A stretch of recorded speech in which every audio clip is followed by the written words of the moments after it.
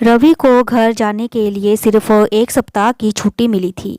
समय बचाने के लिए उसने अपनी पत्नी अलका और बेटे राहुल के साथ मुंबई से दिल्ली तक की यात्रा हवाई जहाज से करने का फैसला किया। अलका ने घर से निकलने से पहले ही साफ साफ कहा था, देखो, मैं पूरे 5 महीने के बाद अपने मम्मी पापा से मिलूंगी। भैया भाभी के घर से अलग होने के बाद वो दोनों बहुत ही अकेले हो गए हैं, इसलिए मुझे उनके साथ ज़्यादा समय रहना है। अगर आपने अपने घर पर 2 दिनों से ज़्यादा रुकने के लिए मुझ पर दबाव बनाया तो झगड़ा हो जाएगा। अपने मम्मी पापा के अकेलेपन से आज तुम इतनी दुखी और परेशान हो रही हो, पर शादी होते ही तुमने रात दिन कलेश करके क्या मुझ घर से अलग होने को मजबूर नहीं किया था? जब तुमने कभी मेरे मनोभावों को समझने की कोशिश नहीं की तो मुझसे ऐसी उम्मीद क्यों रखती हो? रवि उससे ऐसे सवाल पूछना चाहता था, पर झगड़ा और कलेश हो जाने के डर से चुप रहा। तुम जितने दिन चाहो रहना चाहो वहाँ रहना, पर राहुल अपने दादा दादी के साथ ज़्यादा समय बिताएगा।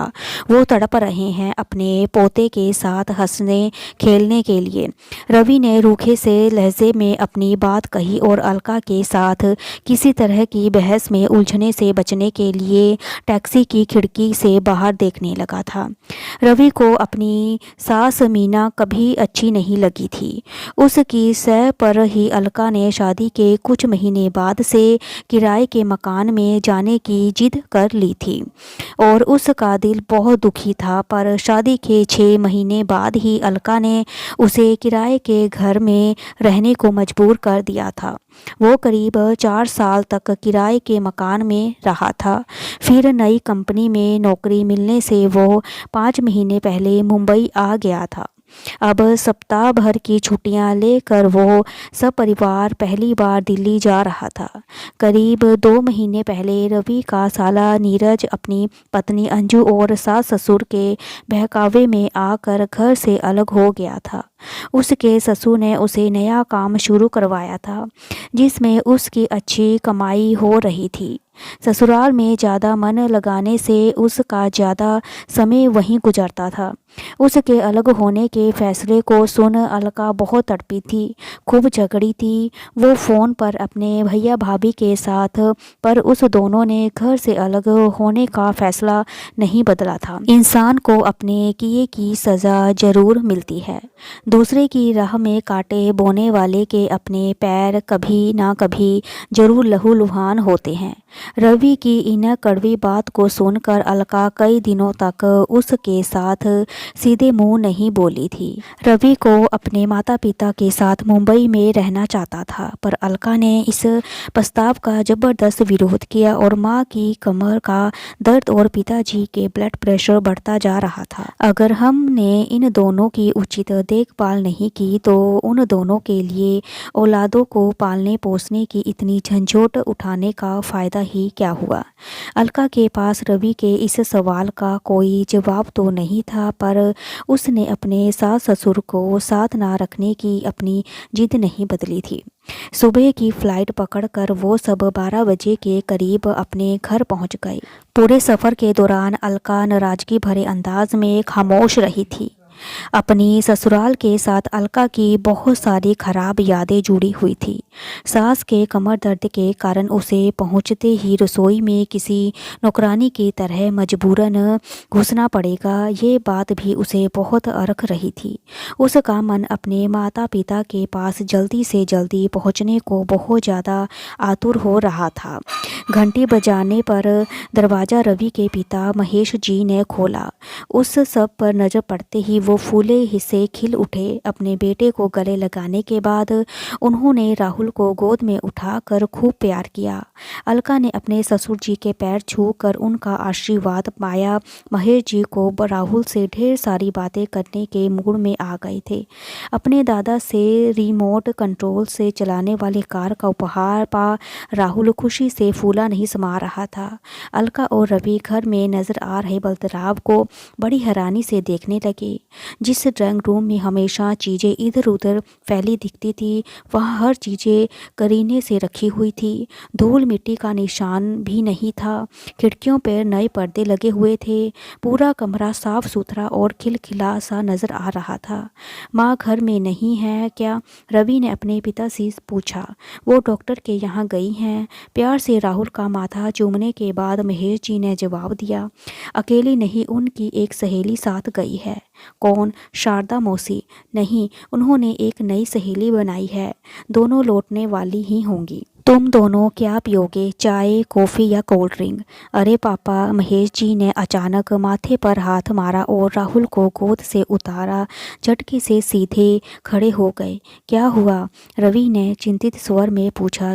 गैस पर भिंडी की सब्जी रखी हुई है। इस शैतान के बतियाने के चक्कर में मैं उसे भूल ही गया था। वो छेपे से अंदाज में मुस्कराए और फिर तेजी से रसोई की तरफ चल पड़े। राहुल कार के साथ खेलने में मगन हो गया और अलका और रवि महेश जी के पास रसोई में आ गए। घर की साफ सफाई के लिए कोई नई काम वाली रखी है क्या पापा? साफ सुथरी रसोई को देख अलका ये सवाल पूछने से खुद को रोक नहीं पाई। काम वाली तो हमने लगा ही नहीं रखी बहू। घर के सारे कामों में तुम्हारी सास का हाथ अब मैं बटाता हूँ। तुम ये कह सकती हो कि उसके नया काम वाला रख लिया है। अपने मजाक पर महेश जी सब से ज़्यादा खुलकर हंसे और रवि ने एक भगोने पर ढकी तस्करी को हटाया और बोला, वाह, मटर पनीर की सब्जी बनी है। लगता है माँ सारा लंच तैयार करके गई हैं। डॉक्टर के यहाँ बहुत भीड़ होती है, इसलिए वो 3 घंटे पहले घर से चली गई थी। आज लंच में तुम दोनों को मेरे साथ ही बनी सब्जियों खाने को मिलेंगी। किसी छोटे बच्चे की तरह गर्व से छाती फुलाते हुए महेश जी ने उन दोनों को बताया। आपने खाना बनाना कब से सीख लिया पापा? रवि हैरान हो उठा। घर के सारे काम करने का हुनर हम आदमियों को भी आना चाहिए। तुम बहू से ट्रेनिंग लिया करो। अब मैं तुम्हें इलायची वाली चाय बना कर पिलाता हूँ। चाय मुझे बनाने दीजिए पापा। अलका आगे बढ़ गई। अगली बार तुम बनाना, तुम्हारे हाथ की बनी चाय पी तो एक अरसा हो गया है। महेश जी ने प्यार से उनके सिर पर हाथ फेरा तो अजीब सी भावुकता का शिकार हो उठी। अलका को अपनी पलकें नम होती प्रतीत हुई थी। तभी किसी ने बाहर से घंटी बजाई तो रवि दरवाजे खोलने के लिए चला गया। अलका, तुम्हारे पापा आए हैं। कुछ देर बाद रवि की ऊंची आवाज़ अलका के कानों तक पहुंची तो वो भागती सी ड्राइंग रूम में पहुंच गई। आप यहाँ कैसे? अलका अपने पिता उमाकांत को देखकर खुशी से खिल उठी। तुम दोनों ने आने की खुशी में रसमलाई लेकर आया हूँ। राहुल को गोद से उतारने के बाद उमाकांत ने अपनी बेटी को छाती से लगा लिया। उमाकांत रसमलाई का मजा खाने के बाद लिए जाएगा, अभी चाय बनकर तैयार है। महेश जी रसोई में ही चिल्ला कर बोले। ठीक है भाई साहब। उन्हें ऊंची आवाज में जवाब देने के बाद उमाकांत ने हैरान नजर आ रहे थे। अपने बेटी दामाद को बताया, हम दोनों एक दूसरे के बहुत पक्के दोस्त बन गए हैं। रोज मिले बिना हमें चैन नहीं पड़ता है। ये चमत्कार हुआ कैसे? इन सवालों को पूछने से मोहित खुद को रोक नहीं सका। ये सचमुच चमत्कार ही है। इस घर में हमारा स्वागत अब दोस्त की तरह होता है। रवि सस्पेंस बढ़ाने वाले अंदाज में मुस्कुराते हुए उमाकांत उसके सवाल का जवाब देना टाल गए थे। तभी करीब 2 महीने पहले घटी एक घटना की याद उसके मन में बिजली की तरह कौंध गई थी। अपने बहू बेटे के अलग हो जाने से मीना बहुत ज़्यादा दुखी और परेशान थी। बेखाई में घर की सीढ़ियाँ उतरते हुए उसका पैर फिसला और दाएं टखने में मोच आ गई। डॉक्टर की क्लिनिक में उसकी मुलाकात महेश और आरती से हुई थी। आरती की कमर का इलाज वही डॉक्टर कर रहा था। तेज दर्द के कारण तड़प रही मीना का आरती ने बहुत हौसला बढ़ाया। उस वक्त उन्होंने मीना के खिलाफ अपने मन में बसे सारे गिले शिकवे भुलाकर उन्हें सहारा दिया था। अपने बेटे से बहुत ज़्यादा नाराज मीना ने उसे अपनी चोट की खबर नहीं दी थी। डॉक्टर डॉक्टर को दिखाने के बाद कुछ देर आराम कराने के लिए महेश जी और आरती उन दोनों को अपने घर ले आए थे। मीना का सिर भी दीवार के साथ जोर से टकराया था। वहाँ कोई जख्म तो नहीं हुआ, पर सिर को हिलाते ही उन्हें जोर से चक्कर आ रहे थे। इस स्थिति के चलते मीना को आरती के घर में उस रात मजबूरन रुकना पड़ा था। उसकी किसी भी ज़रूरत को पूरा करने के लिए आरती रात को मीना के साथ ही सोई थी और नींद आने से पहले बहुत दिनों से परेशान चल रही थी। मीना के मन में कोई अवरोध टूटा और वो आरती से लिपट कर खूब रोई। अपने बहू बेटे के घर छोड़कर अलग हो जाने के बाद मुझे ये एहसास हुआ सता रहा है कि मैंने अपने दोनों के साथ बहुत गलत व्यवहार किया है।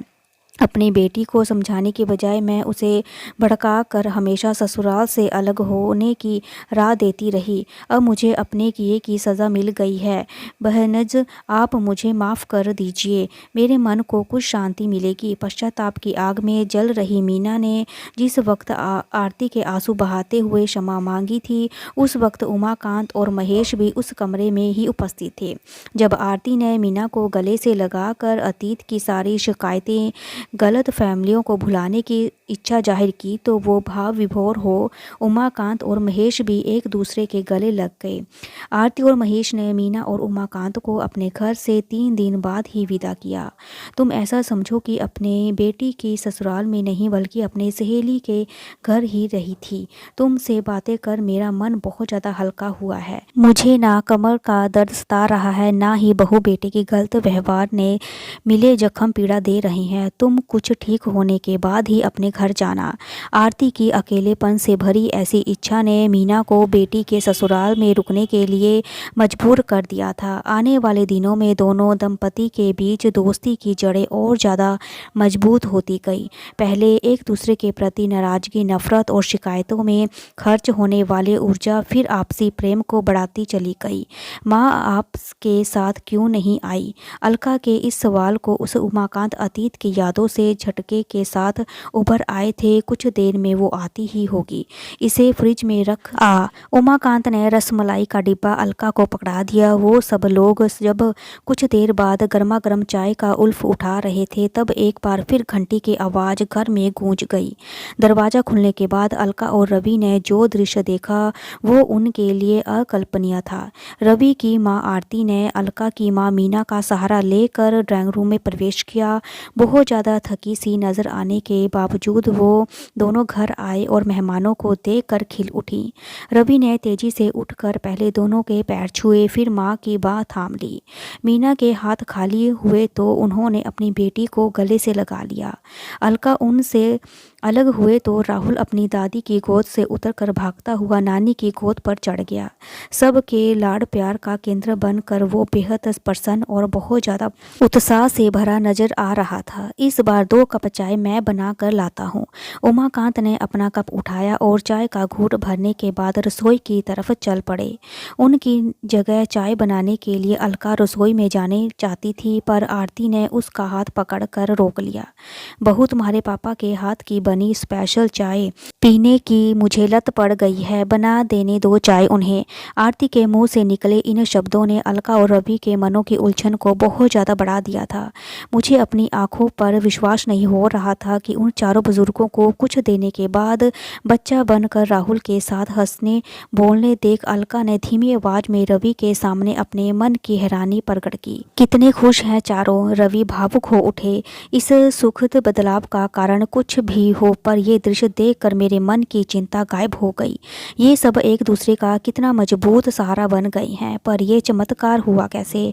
अपनी माँ के टखने में आई मोच वाली घटना से अनजान अलका एक बार फिर आश्चर्य से भर उठी।